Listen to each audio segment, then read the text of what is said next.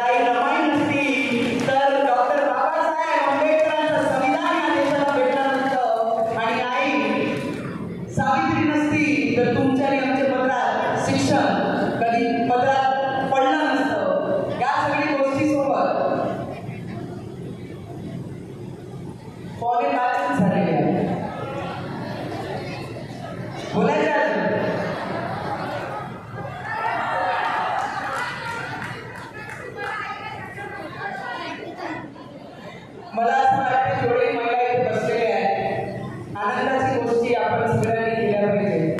आता फक्त एक मतदान आणि संभाजीनगरला पाण्याची सगळी पुरवठा करून देणारे आमचे भुमरे साहेब 500 एकर मध्ये जे त्यांनी सांगितलं फक्त महिलांसाठी रोजगार आम्ही आणलेला आहे, त्या रोजगार करिता आपण सगळ्यांनी मतदान टाकलं पाहिजे.